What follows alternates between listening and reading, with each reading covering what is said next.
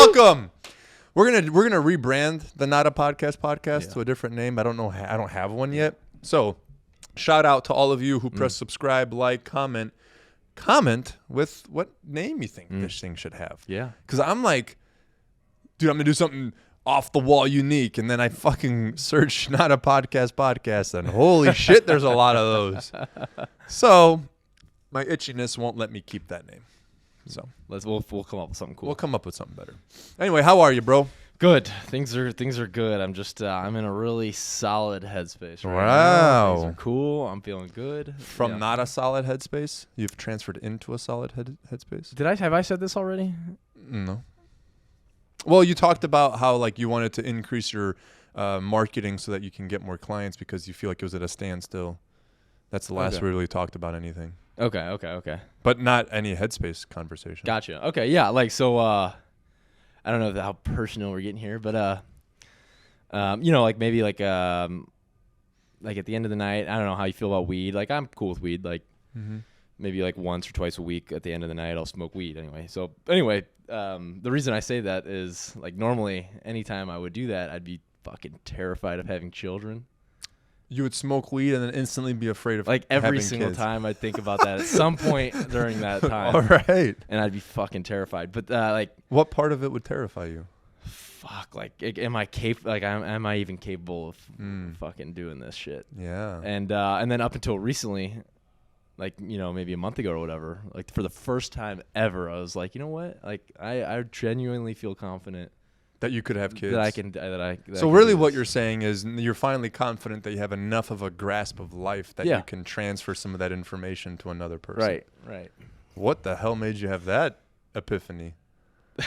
I was high. Yeah, but like what have you gained? Yeah, it didn't. It was within the time frame of me quitting my job, within me being a self-starter. Dude, amen. Amen to that. Yeah. Right there. You nailed it. One of the most terrifying moments I've ever predicted in my life was the day after I quit my career. And it was one of the most breathtakingly euphoric, liberating, loose. I felt so free and like and then in the years since then, that's exactly what has happened is you've detached yourself from structure, created your own structure. And now you're confident that whatever life's bring, you have the components necessary to figure it out. Yep. And that's all parenting is.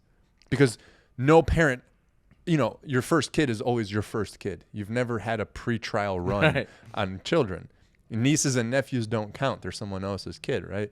So that's interesting, dude. And pretty fucking cool. It's a great space to be in, huh? Yeah, it is. It's because it's not absent of problems. Yeah, and I don't think it is going to be. Right. But it's, you're okay with the problems because you have the ammunition necessary. Right. Yeah. It's important. That's important because so many times I think we are predestined to not follow that road. Right. We talked about our school system 1,800 times, and here we go again. I literally before we started said we're not talking about school today. But I don't know where else all this fucking shit comes from, right? It's like a fucking cornerstone of our society. It has to be. It has to be the root of all of these premonitions. So anyway, yeah. I mean, we're taught to find the structure, attach to the structure, abide by the structure, and fucking be loyal to the structure instead of create your own structure. Because if I went to school and I created my own structure, I was a person who's going to be a loser that didn't follow directions. And so it's important. I actually spoke to a guy who came to my house after the hailstorm. He was replacing all our screens in our house, and he retired. He owned a business, got it very successful, sold it, retired, got bored of retirement, started another business. Now he's running a screen business that's doing really, really well. And, we were shooting the shit. He asked me what I did because I was obviously home at 11:30. Yeah. So he's like, what the hell do you do? I told him about the gym. His daughter actually comes to the gym, so I know his daughter. It was a small-ass world. But anyway, we talked about, like, the influence of having a blue-collar upbringing and how important it is in order to teach the lessons necessary to, number one, like, have structure, organizational skills, hard work ethic, perseverance, that a lot of the unfortunate white collar positions don't necessarily teach you all that much, right? Because whether I write an email today or tomorrow, although timing might be an issue, it's not the end of the world. But like, if it's going to fucking freeze tomorrow, I got to get this wall done today, and you're going to stay an extra 4 hours today to get the wall done. Does that happen in the white collar? Yes, it does. I'm just saying it's a lot more prevalent in the blue collar industries to have to get deadlines done the way they need to be done. So anyway, like I think there needs to be some sort of rite of passage that every individual needs to go through that teaches those lessons before they become an adult. And I think that would strongly influence a change in our society if we had created some sort of passage of influence that literally is the cornerstone that bridges or segments, your childhood from your adulthood. That's like, yeah, because there's certain parts of the world, like you think about Spartans, like they have like that literal test. Yeah. What do you think about required 2-year military? Right, dude. I mean, that is a big thing for a lot of people too. I don't know if military specifically is the answer, because necessarily, you'd have to trust your government to send your children to do something that's noble and just versus corrupt and self-serving. So I'm not saying that I should give the government, but a societal, all-included, agreed-upon thing that each parent implemented to their own child. Right? I'm not saying send your child off to this organization where they're going to implement the rite of passage, because again, as human characteristics go, there's going to be a large or a spectrum of bad character-driven people who are in charge of that. There's obviously going to be a good spectrum character-driven, and then there's going to be that's just how human nature is. There's good and evil. So I'm not saying I'm going to divulge my right to my child to somebody else to teach them how to be an adult. But if we all had a cultural accepted ritual that every single person, I mean, you go to some parts of the U.S. and, hunting is a big ritual for a lot of people. Southern states majority. I'm from Chicago. There wasn't really any hunting, obviously, in the city or anything like that. But as I'm here in Missouri and I hear about people from Louisiana and Alabama and all, like hunting is a real big part of like when a boy becomes a man. When they take their first life and they rub the fucking blood on their face and all that stuff. And I think that process is important because right now, adulthood is not a privilege to be an adult. Like you didn't earn adulthood. You just waited around long enough and now you're considered an adult, even though you behave like a child in every aspect of your life. So I feel like we would all take a lot more pride in being an adult, in being a parent, in being a leader, if there was a thing I had to accomplish in order to do it. Just like driving, you had to earn your driver's license. Like that was not just given to you. So I think adulthood needs to be somewhat of the same thing. And that's an agreed upon thing that everyone can create on their own. And then, It's just there's so many fucking people out there, dude. And there's so many ways of doing the same thing and there's so many ways of getting to the same point that I don't think anybody can say that their way is quote unquote the best way. But what we can agree on is what attributes we would like our society to have, right? Which cornerstones of trust, loyalty, perseverance, hard work ethic, resourcefulness, organization. Like we can create like, okay, those things are what each parent needs to teach. And then we can have a plethora of ideas from different cultural backgrounds of what we can do to implement those as a rite of passage. So parenting, leading, everything is a little bit of a tiny rite of passage. Every time I give them, like for example, my employees, every time I give them a task, it's not that I'm giving them, I need you to press this button this many times. Like that's brainless shit. That's never going to make you feel any way about yourself.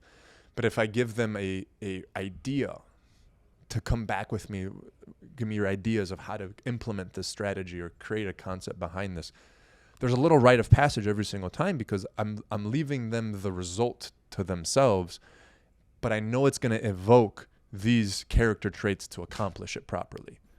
So can multiple little rites of passage be as effective as like one big rite of passage, like hunting? Yeah. So I think hunting could be one of those little rites of passage, right? The responsibility of taking a life, the responsibility of harvesting the meat to eat, and understanding the circle of how nature works and how we are involved within this nature circle. I think that's a little part of the rite of passage. The main big rite of passage, you got to think like you're 24, right? Mm-hmm. You're still on your journey of really, really figuring out what self-sufficiency is. So I'm not saying there's a time frame that you learn what self-sufficiency is, but there's an experience level you need to have of self-sufficiency problems and solutions that you've gone through. And once a certain amount of that has been reached, you kind of have this euphoric feeling of like, I've gone through enough shit now where I know I can get through pretty much anything. And at that point, a collective unit of those people need to come together and be like, okay, which attributes do you use and how do you use them to do that? To be self-sufficient. Correct. Yeah. To be ultimately self-sufficient. What experiences did you have that taught you your self-sufficiencies? What problem did you face? What did you think about it? What did you do to overcome it? And what was the result? And we just conglomerate a fuckload of those. Then we can create an ultimate like rite of passage that might take however long. But at the end of it, that individual will come out feeling resourceful, self-sufficient, and responsible. You know what I'm saying? And that's, I think, what school was supposed to be. If I'm going to really break it down, right? Like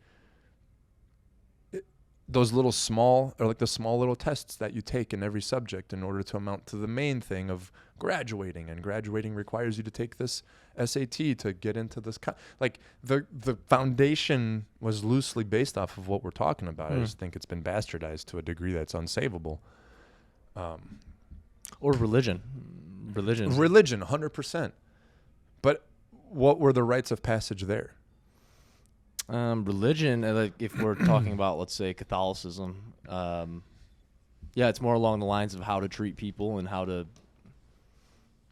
I don't think there's a lot of like self-sufficiency in there. That's a good question. I don't know. Like I know the Jewish, obviously the bat mitzvah. Is that how you say it? Mm-hmm. Like that's quote, there's unquote, celebrations. But again, that's because the kid turned 13. Right? It's like you could wait and do nothing until you're 13 and then get a celebration for it. So are we talking about self-sufficiency because there's a self-sufficiency of the soul, of not needing, recognition, let's say, or being forgiving, like that's self-sufficiency in the sense of the soul, and it seems like to me. And then there's the self-sufficiency of like I can build a fucking house if I need to, right? Yeah.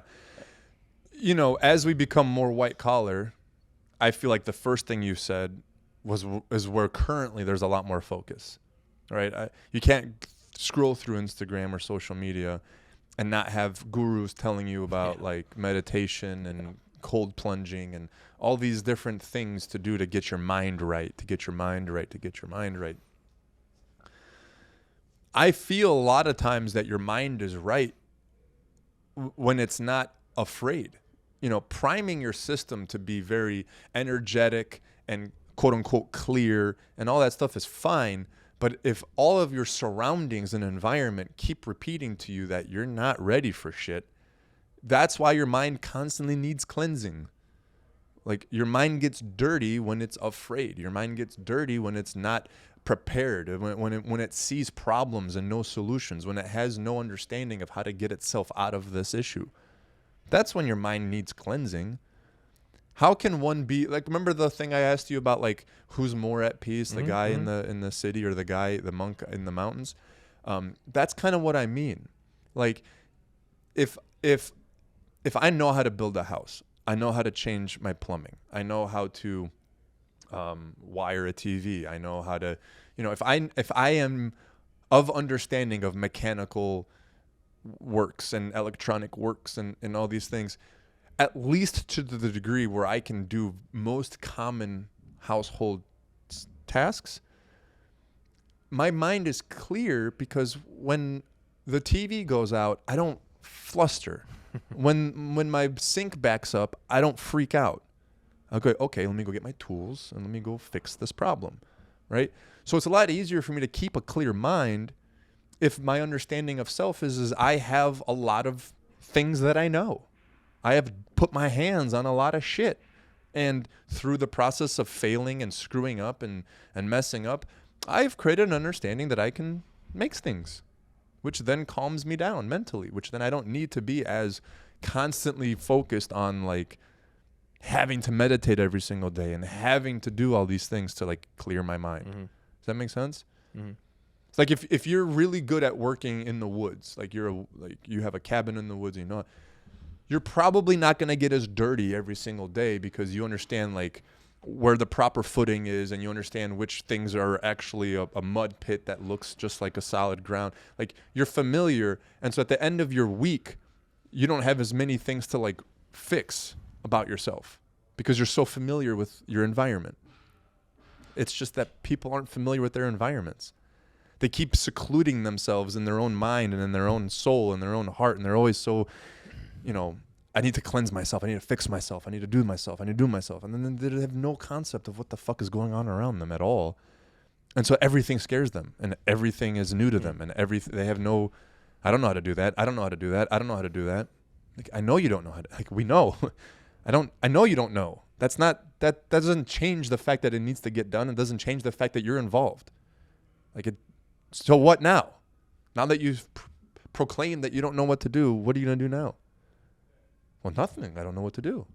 That's never the answer, right? So when you turn that page of never thinking that way, I no longer ever go, if there's an issue, I go, I don't know what to do, so I guess I'm not going to do anything.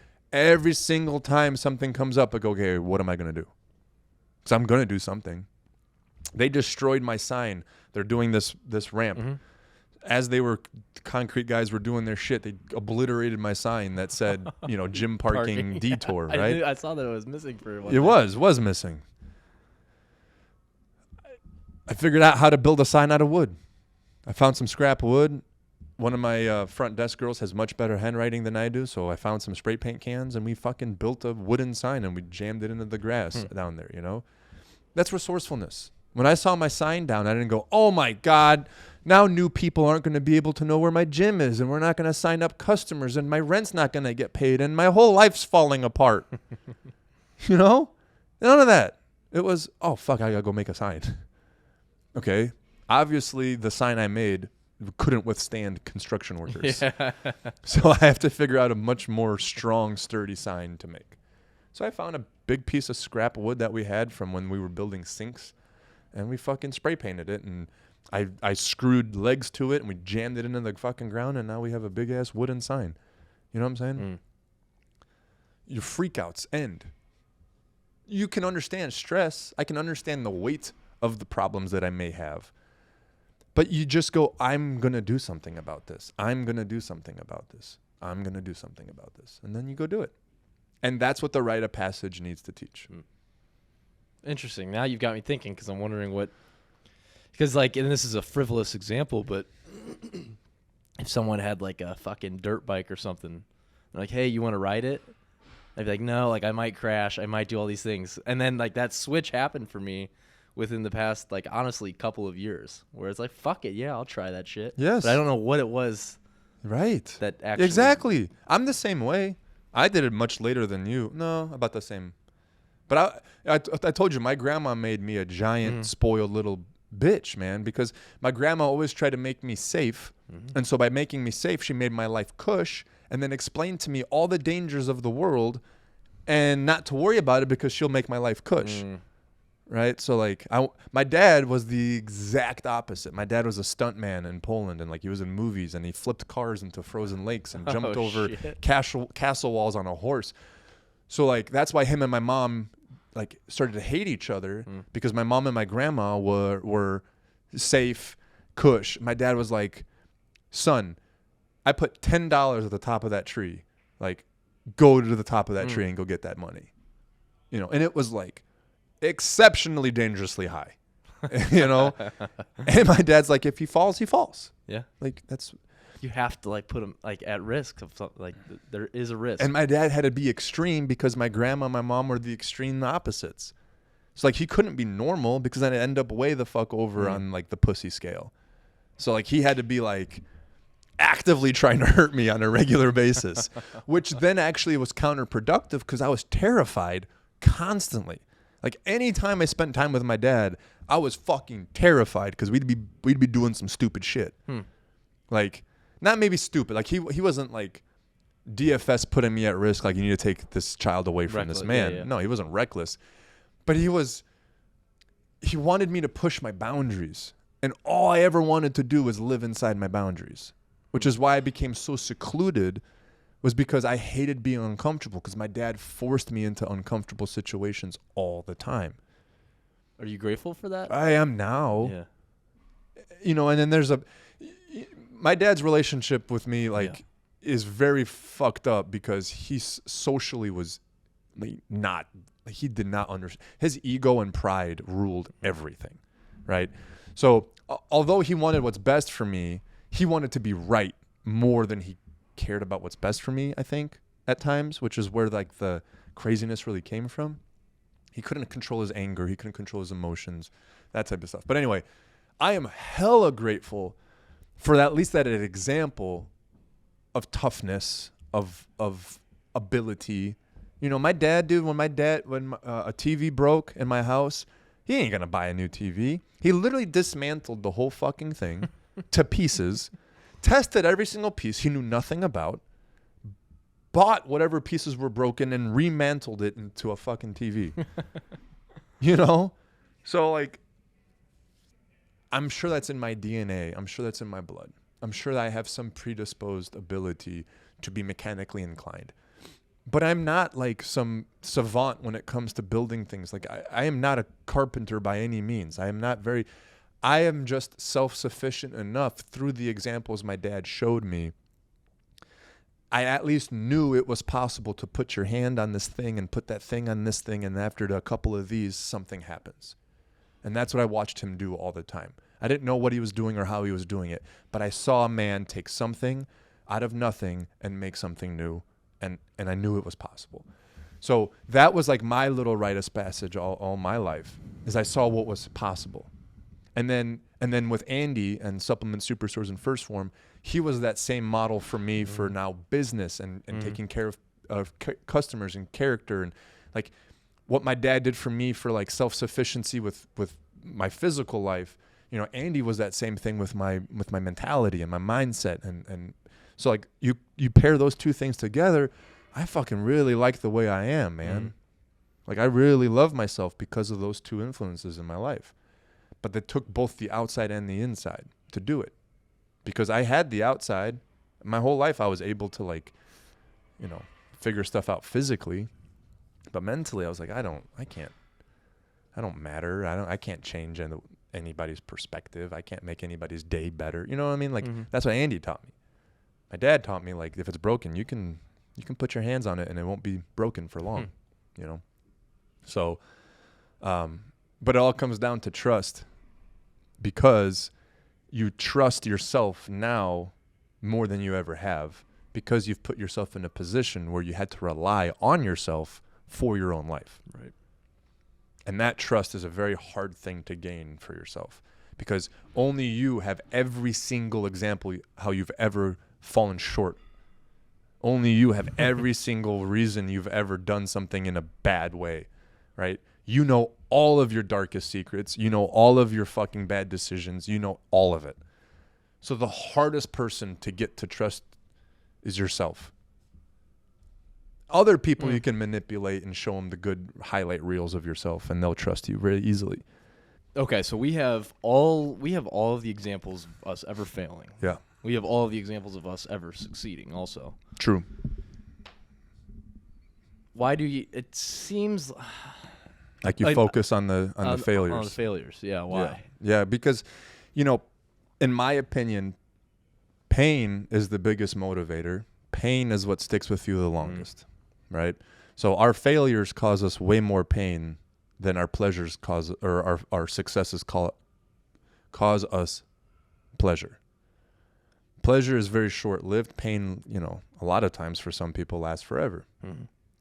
So yes, you are right that you are an understanding of all of your successes. But is it not also true that most people who, let's say, have a low self-esteem or a low self-confidence will displace their success onto somebody else and absorb all of their failures on solely themselves? Explain So more. like, if you mess something up, you say, I'm a fucking idiot. How could I have messed that up?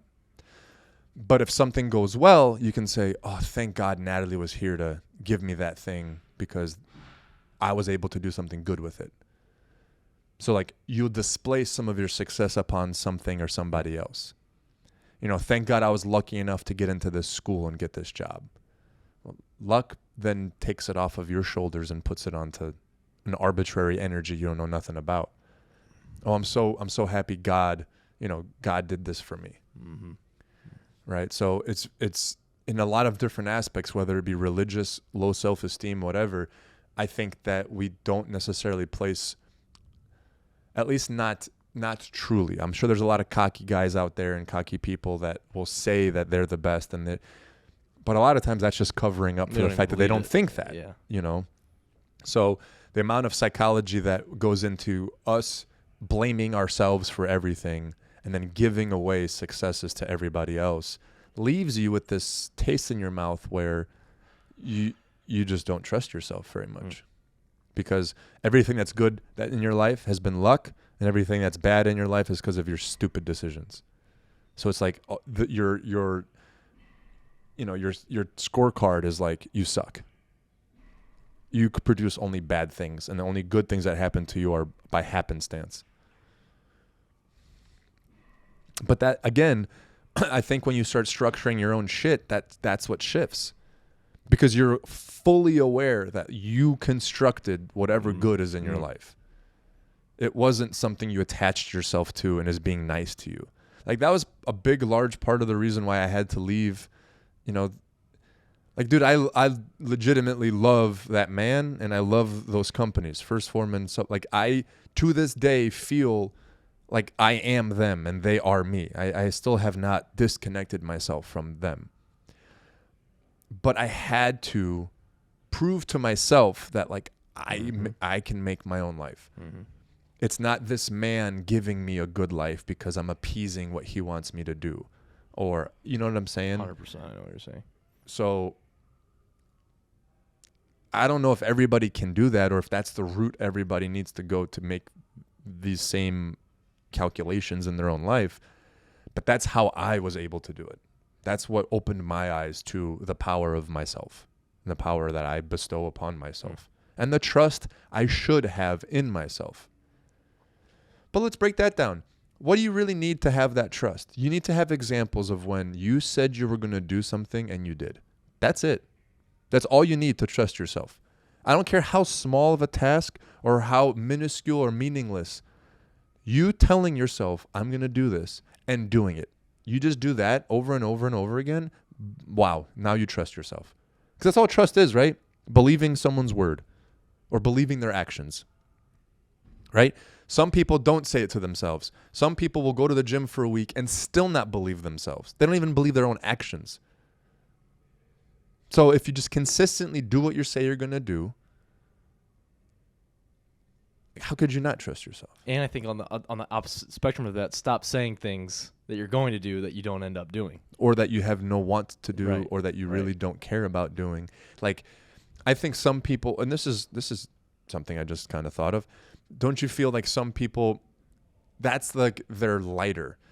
That's how they spark the match. They go, I'm going to say it. And because I said it, I hope that I follow through. As if those words have any meaning at all. Right? So they're like, I really don't want to get up every morning. But you know what I'm going to do? I'm going to get up at 5 a.m. every day this week. And they hope just saying that somehow gets them to do it. And then they fucking don't. Yeah. Because saying it doesn't do anything. And you know, I don't know, in my 36 years, I think we've highly overemphasized words and highly undervalued actions. One of the presidential candidates was asked about something Donald Trump said months ago. And the candidate was like, why are you asking me what another man said in an unrelated topic? Because he's on my side of the political party. What has he done? Why do you care so much that he used this one word? Like, why are we so infatuated with words? Why? Because we could do a lot with nothing. Because we have 24-hour news stations that have to talk for 24 hours. We have ESPN every day having to talk about 11 things that happened over the weekend. Like, we just need to be entertained. We are addicted to entertainment, and words are the fastest, easiest, and most inexpensive way to entertain people. You can say things that make them mad and sad and glad and happy and everything in between. And it costs me nothing. I can just talk. Yeah, just the phrase, I'm entertaining the thought, or I'm entertaining the X. Why would you even say that? Yeah. Right? Like, why?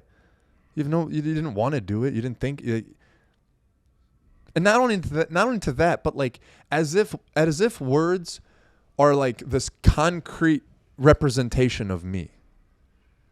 Like everything I've ever said in my history of existing somehow is exactly who I am. As if emotions don't play a part, as if knowledge doesn't play a part, as if energy doesn't play a part. How you speak and what you think changes on a huge array of variables. And to self-censor yourself because of what potential mind state you might be in, or anger state you might be in, or emotional state, or whatever, because you're afraid that it won't perfectly say what you believe in. How many times have you said something stupid? How many times have you been embarrassed with like what came out of your mouth? How many times have you regretted what you said? Oh, yeah. Bro, like it's a normal human fucking thing to do. But in the year of recording everything, being able to play back everything you've ever said in the history of life, somehow is a representation of who you are as a person. Because we put so much emphasis on words versus actions. Because if I don't know somebody, how am I to judge them? The only thing I can do is, well, what have they said? That's the first thing. Okay, but what have they done? Well, they've only done good things, but they said a lot of racist shit. I don't know them, so I can't trust them. So I see that they're doing good shit, but they say a lot of racist shit. So are they racist or are they good?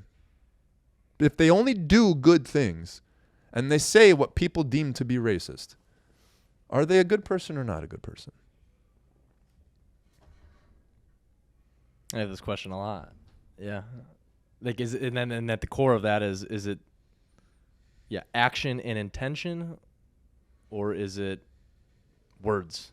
Right? Like I think it's action and intention. It has to be, but then we have to agree and allow a lot more words. Yes. In the understanding that jokes, humor, emotion are part of the human condition. And that like jokes at the expense of others happen. They just do. Since you were kids. Are they good? I don't think so. Not all the time. No. Sometimes people's feelings get hurt. Sometimes what you said might damage someone's career or whatever, right? And that's not okay. But that's the individual moment. Like, I don't know, dude. I don't know the answer to this, but I do know that words are not as powerful as we keep making them be. If Dr. Martin Luther King said those amazing speeches, but didn't ever do anything, are they amazing speeches? They were only powerful because of the actions behind the man, right? Like, because they created an outcome. He said what he said, and then he went and did shit, and he had meetings, and he brought people together, and whatever.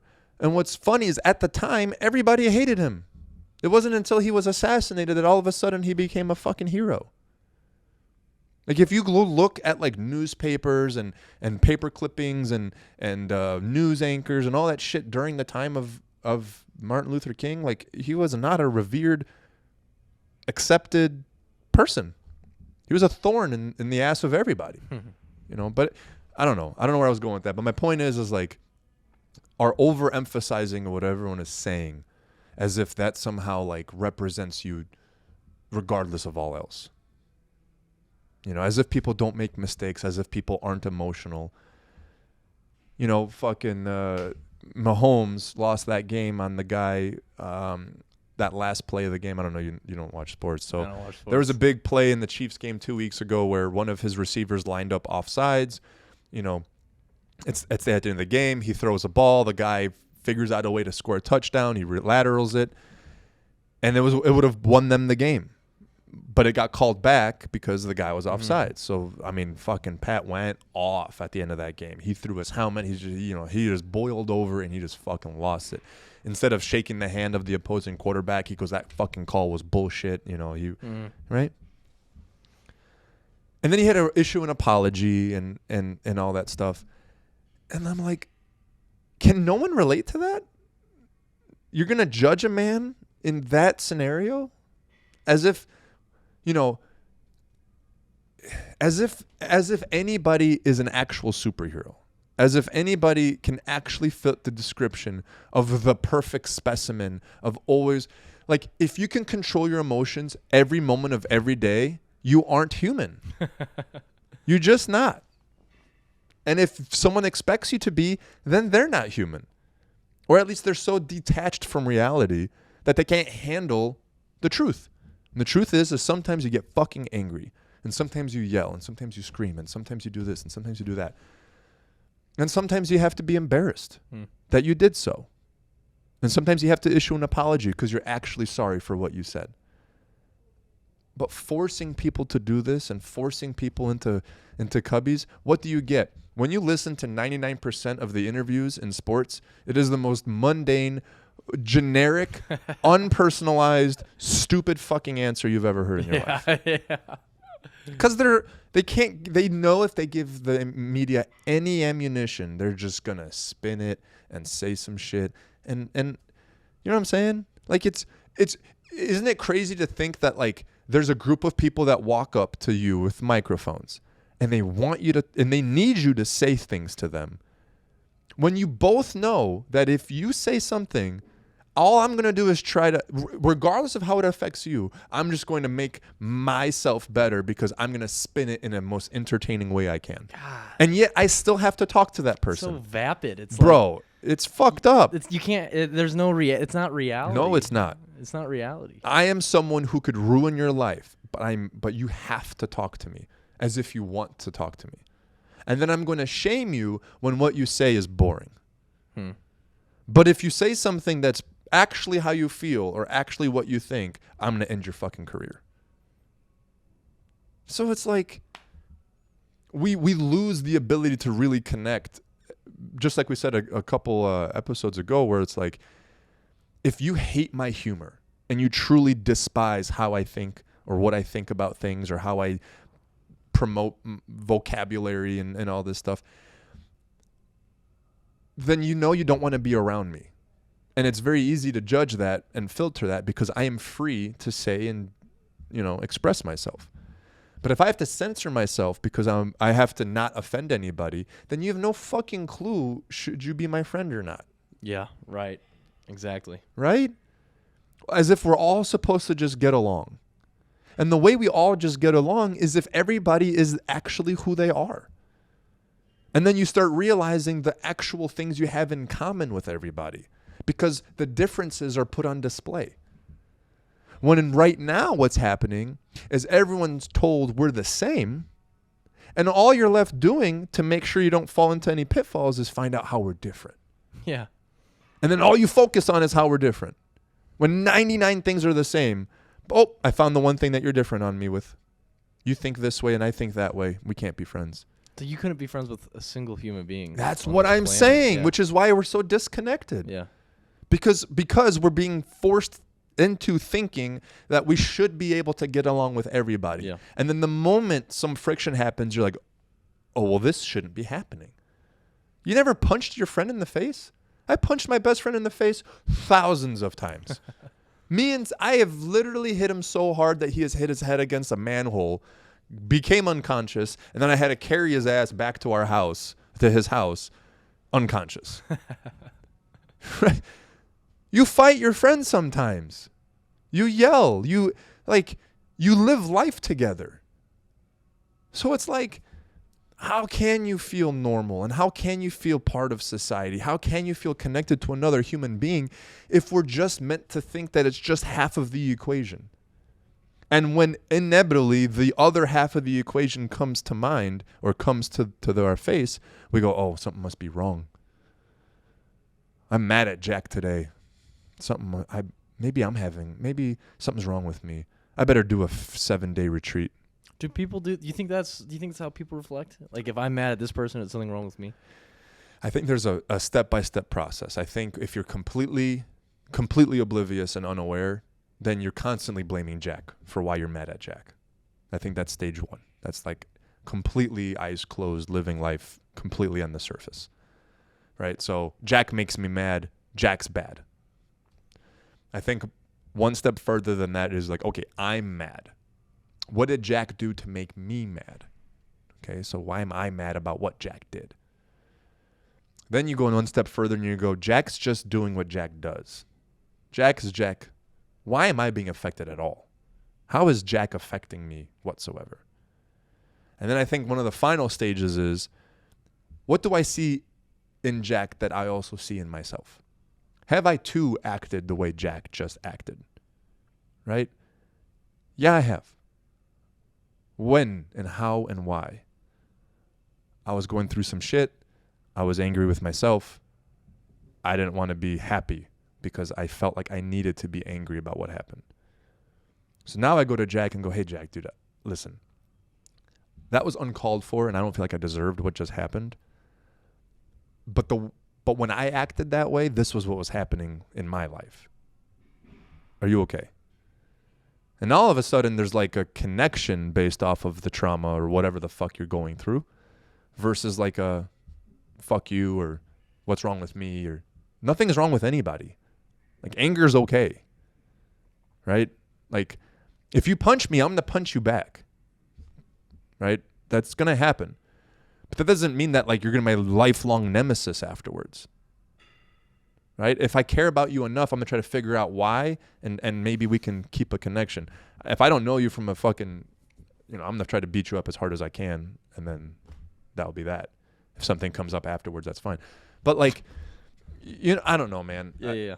I think I'm going in a circle right now, but I just feel like we are intentionally leaving out human condition as if it doesn't exist and trying to paint some picture that's literally impossible to paint. And then demonizing everybody that can't fit into it. Who is everybody? Who is literally everybody. Every single person cannot fit into this thing we're painting. Right. So it's like, no wonder everyone's pissed off, depressed, constantly looking to indulge, constantly looking to entertain themselves, because everything else is just a failure. All they have is failure all the way around them. Any poor interaction they have, failure. Any conversation that I'm not happy the way I said that, they fucking... You know how many people asked me about something they told me like a week and a half ago that was just on their mind and they needed to, like... I'm like, I don't care that you said that at all. But they like had to like clear the air and explain what they meant when they said what they said. I don't take what you say literally as if it's like void of emotion or void of circumstance, or like, I understand circumstance and how that affects what you say and how you say it. I understand that where you're coming from. I get it. You don't have to explain it to me. If I know you as a person, I have like a trust that I know you as a person, right? And so then let's say you do or say something that's like outside of that norm. I don't shift my entire definition of you as a person. Now, you give me more examples of the shift than what I knew of you, my new definition gets created, and then I behave as such. But that's like the money in the bank theory, right? If you put money into someone's bank account, or let's say you emotionally, I give to my people. If I take a little bit sometimes because I need help, I know I've deposited so much that help is there to get. So if you've deposited into me the understanding of who you are every day, over and over and over and over and over and over again, and you have a bad day, I understand that you had a bad day. I don't think you're an asshole. I think you're having a bad day. Now you have 2 bad days. Now you have 3 bad days. Jack's going through something. I don't think Jack's an asshole. I go, Jack's having an issue right now. Jack's going through something I may not be aware of. 2 years down the road, I don't like Jack anymore. Time makes a difference. Mm-hmm. How many times have you said that ridiculous thing that you said? Once, you probably don't believe it. You're just being funny, or you're just being outrageous, or whatever, polarizing. You know what I'm saying? Mm-hmm. You're saying it for a while. Okay, something's going on, because that's not how you used to think, and now apparently it is how you think. What's going on? Yes, there is something going on, and then you revert back to who you were. Or no, there isn't anything going on. This is just what I think now. Oh, okay, now I know, like, we're not friends anymore. Like, we can't be friends. Because this is what you believe about this, that, or the other thing. You know what I'm saying?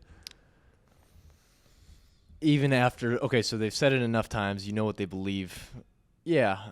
But where do their actions fall into that? Like, someone says something racist enough times, let's say, you're like, okay, yeah, they're actually a racist, but they haven't treated any.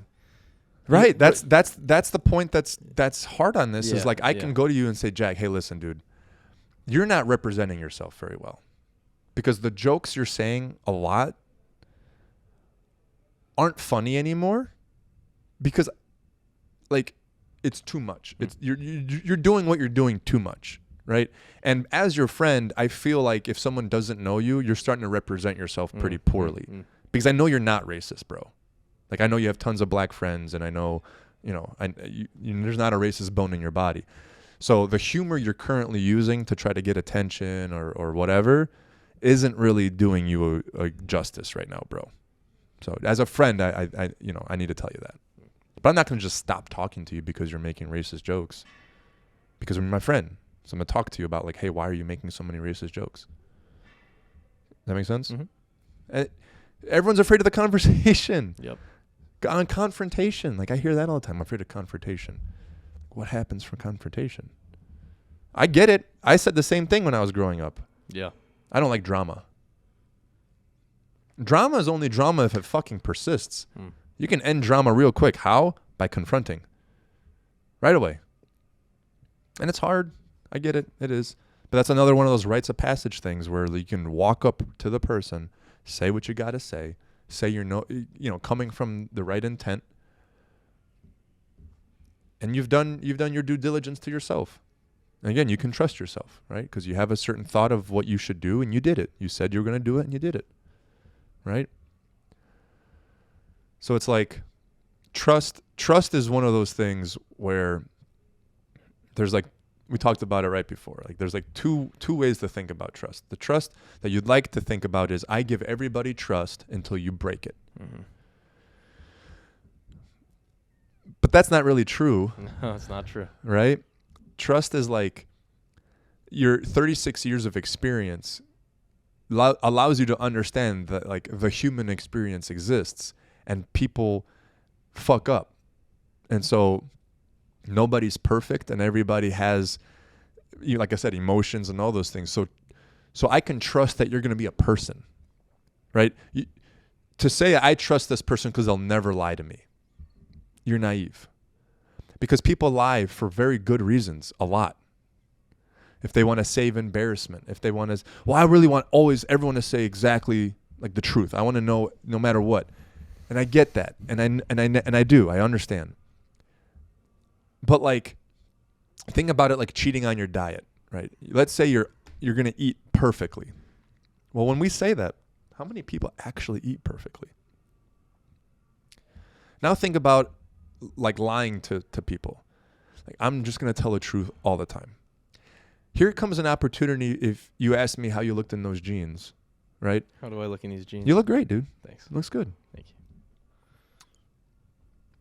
I know that I tell you the truth so much that I could lie to you about that and you'll believe me. And I'll use that lie sometimes to make you feel better about yourself, which makes me feel better about myself. And now you don't know which is which. wait. But that's the human condition. And what I'll do in that scenario is instead of try to, for the next 6 hours, somehow decipher with detective work, was he lying? Was he not lying? Do I really look good? Do I not look good? I'll go, Bart cared about me enough to make sure I felt good today. And that's what I'll take away from that. And I say, I trust that he has my best intention. Now, I also trust enough that if I looked like absolute dog shit, you'll be like, hey, bro, like, I like that you tried, but it doesn't look good. You know what I'm saying? Yeah. I need you. That quote unquote negative interaction needs to happen at some point for me to have that full trust in you. 100%. Like, hey, you have a booger in your nose. Oh my God, dude. I can tell you how much of a lesson this is because I was the most hype man you will have ever met. Right. Bro, all I wanted to do is make you feel good about yourself. And I would find the most creative things to say and energy and enthusiasm and all this shit. And dude, it was like, I couldn't understand why it wasn't super effective. Like, I'm like, there is no one more enthusiastic than me. There is nobody who tries as hard to make sure you're amped up, feeling good, happy, always looking at the bright side, silver lining. It wasn't until I started talking about the reality of what's going on that people started to actually believe in what I was saying. How did you make that shift? I stopped trying to like blow smoke up people's asses. Why did you stop trying to blow smoke up? Because I got frustrated that I was putting so much effort into something and I was being misunderstood and not trusted. How can you not trust me? All I have is your best intent. All I ever want is what's best for you. All I ever want is for you to feel good about yourself and love me because of it. Well, I started to being very analytical to myself, and I started realizing, like, who do I trust the most? And it was never the person who was always positive. In fact, the person who was always, always, always positive, I trusted the least. If I wanted a very serious answer from someone, I did not pick the person who was always positive. Because I knew I was going to get a positive answer, regardless of the truth. I wanted the truth. Think about, like, if you were on a fucking safari, right?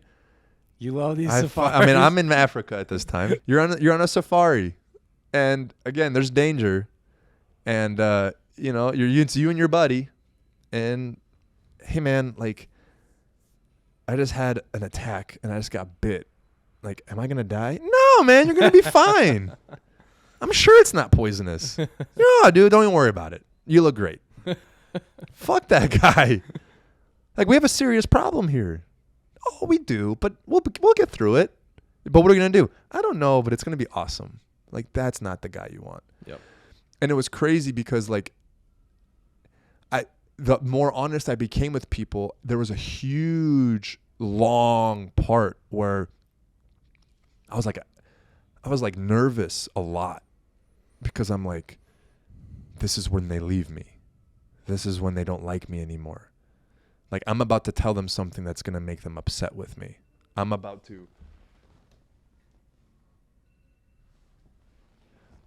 to be honest with this person, and that honesty is going to get them to not like me anymore. You know, and like, you just kind of made the decision to like be that way. And that's when the exact opposite thing happened. And so much love and appreciation and like following and like, and it wasn't until I really put it into perspective of like, when I say something good now, it means the world. Because I never bite my tongue if you're doing something wrong. So if I'm saying something good, it is valuable. And then once you realize that, it's such a fucking simple thing to understand. If there's a lot of something, it's not valuable. Period. If there's a ton of something, you lose its value. Yep. That's it. Simple, right? Anything that there's a complete abundance of is not appreciated. No matter how actually, like air. Like, when's the last time you appreciated air? Never. It's never going to run out. Or love from family members. Absolutely. Yeah. Absolutely. How hard do you work on making sure that they keep loving you? You don't, because it's unconditional. Right. Which is the fucking irony of all this, because the things that are the most valuable, we pay the least attention to. Right? So, trusting that people are people, and trusting that people go through things, and trusting that people are emotional, and like when people show you who they are, trust them, whatever that may mean. And once you have that understanding of who they are, live your life through that understanding. But like to force people to be a certain way, or to judge them for being something that's very common, like, dude, what are we doing? Like, no wonder we can't put anyone in positions of power that actually mean anything.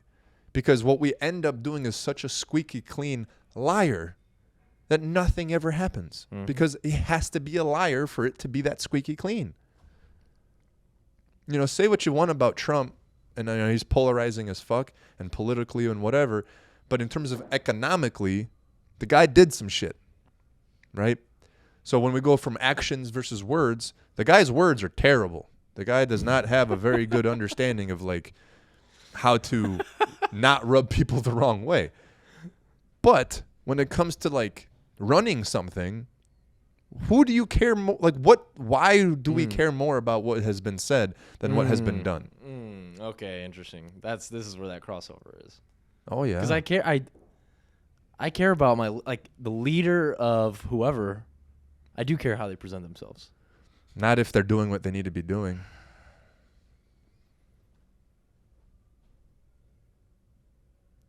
Like, if you're embarrassed of what he has said, but your life in terms of how you live is actually better, and not to mention, not just economically, and I'm not talking about Trump, I'm just talking about generalizations right now. I'm talking about foreign relations. If we earn the respect, like for example, I'm a little nutty, personally. Like, I'm a little fucking crazy. From the things I try to the things I say, I'm boisterous. If you were to record me 24 hours a day, I'd be canceled 847 times. I ask a big ask from my people.